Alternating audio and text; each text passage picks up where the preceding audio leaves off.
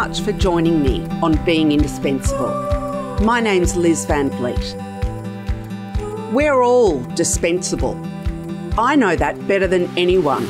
I'm a breast cancer survivor. But that doesn't mean that we can't invest in ourselves to improve the skills and capabilities that are going to help us stand out and be perceived as indispensable.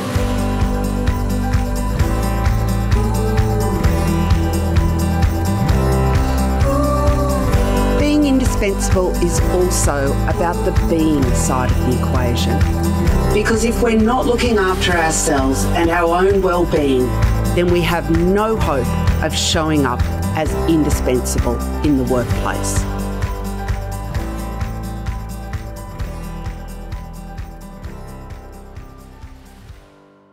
Well, hello, lovely listeners. Welcome to episode 142 of the Being Indispensable podcast. And this week, I am bringing you my third and final episode in my little mini series on the drama triangle.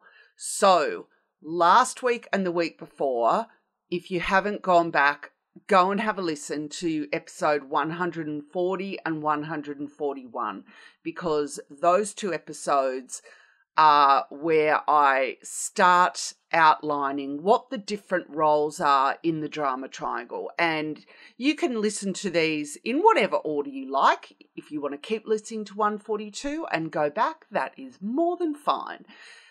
I want to start this episode by saying hello to any new listeners that I have listening to the podcast, and in particular, any of the wonderful, extraordinary executive assistants that were at the event last week, which was run by Marcus Evans, and it was called the Extraordinary Executive Assistant, and I had the absolute delight of chairing and speaking and presenting a workshop and facilitating a panel.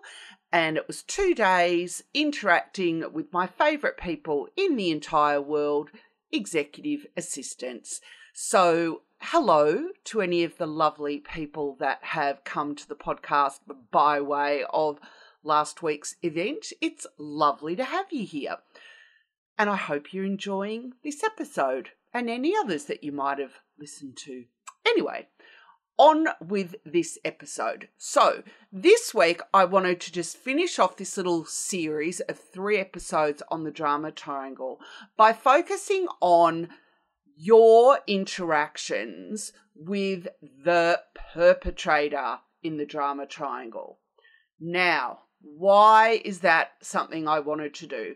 Because, as I've said in the other episodes, the reason the drama triangle is something I wanted to introduce you to is because it is a dynamic that I see playing up. Well, it is a dynamic that operates in any dysfunctional relationships, but it particularly is something that I see in people that I coach. And I'm thinking of 2 people in particular that I have coached through their experience dealing with a perpetrator.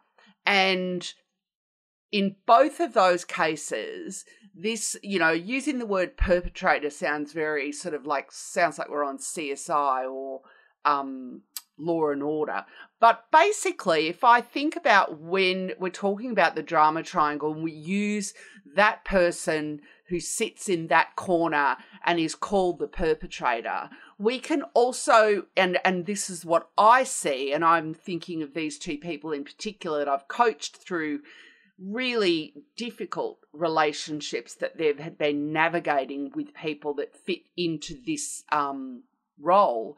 They can also be described as tormentors and abusers. They are very controlling people. And you're dealing with the perpetrator when this is something that you think of. It's somebody that thinks about you or about the situation that they want you to manage for them, it's all your fault or it's all their fault. They want to blame someone. They want to feel that you're doing it wrong, that they know better. And as I said, they want to blame someone. They're very controlling. And the truth is that in terms of the drama triangle dynamic, they, in their own mind, will actually think of themselves as a victim or as a rescuer. And sometimes, as I've talked about, in terms of the way we tend to start in one role, sort of our go-to position in the drama triangle. So for these people, their go-to position in terms of engaging with other people is as a perpetrator, is as a tormentor. But in their own mind, they're going through the drama triangle thinking of themselves as a victim. And then in terms of the way they're interacting with you, they can actually also think of themselves as a rescuer. They're helping you by telling you what you're doing wrong or how you could handle a situation better or how you could do your job better. So that's something that's really important to know about the perpetrator is to you, they are a tormentor. They are being passive aggressive or outright aggressive. They are being potentially, and in the cases that I'm thinking of with people that I've coached, they're actual bullies in terms of their behaviour. But in their own minds, they don't see it that way. And that's really important to recognise. So this is going to be a really short episode because it's just basically going to be just highlighting the fact that, you know, it's about really reinforcing things that I've talked about in the other two episodes. So the first step to handling situations where you feel that you're in the drama triangle dealing with a perpetrator and you will be on the receiving end of that as either a rescuer or a victim of that person is it starts with noticing it. It starts with that self-awareness. And not just about noticing that they are playing the role or this person is playing the role of the perpetrator, but asking yourself, what role am I deferring to? What role am I playing?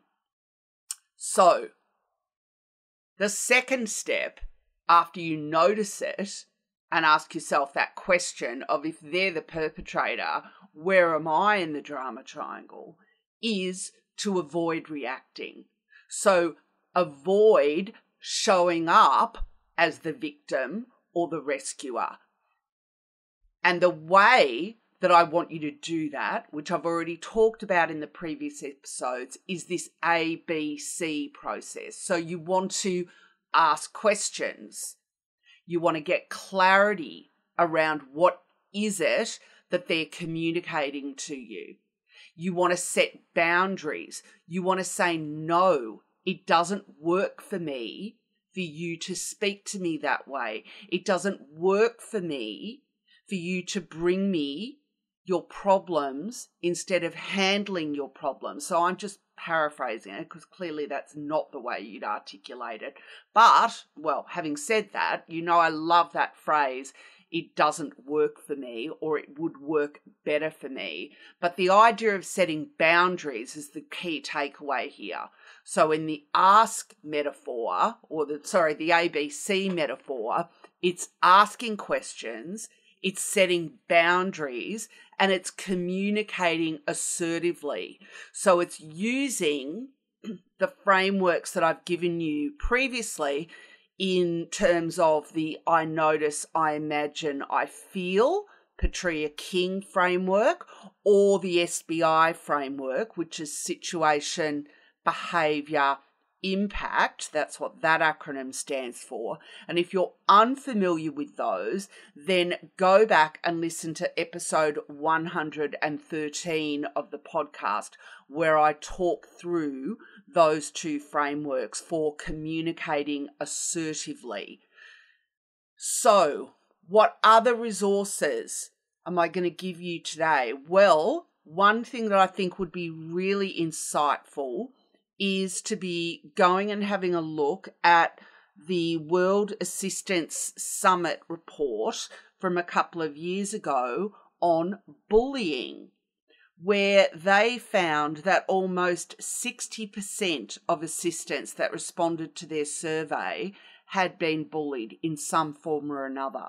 So dealing with a perpetrator, a tormentor, an abuser in the drama triangle can be a form of dealing with bullying. So having a look at that report would be something for you to do, to have a look at the experiences of other assistants so that you can see whether any of your experience, any of their experiences resonate with you and some of the tips in that report. But, you know, obviously I want you to go back and listen to 113, the episode about managing difficult conversations. I want you to listen to the other 2 episodes on this topic of the drama triangle. And I would love it if you would let me know about how you have found these 3 episodes, whether there's been any light bulb moments for you in terms of thinking about how these 3 roles in the drama triangle, play out for you as an assistant. And as I said, the reason I wanted to do this episode in particular of dealing with, one of these sort of, very difficult personalities who show up as a perpetrator is because I do see it in my work. And it is something that in order for you to navigate starts with setting boundaries and communicating assertively. And that's something, of course, that I'm very passionate about. So I hope that this has been a good little reminder for you to be self-aware and notice and observe, and definitely be curious about where the behaviour from that person that is showing up in the drama triangle as a perpetrator is actually coming from. Because noticing and observing and being curious about, well, this is actually about their issues. This is about their feelings and their identity, about the way they see the world, and not blaming or feeling, being down on yourself that you are being treated this way, because, you are a victim potentially. And what I want you to do is go back to the last week's episode where I shared with you that conscious leadership video. I might put the link in the show notes again this week, for you to get yourself above the line in terms of your thinking and behaviour and escape the drama triangle. Thanks for listening.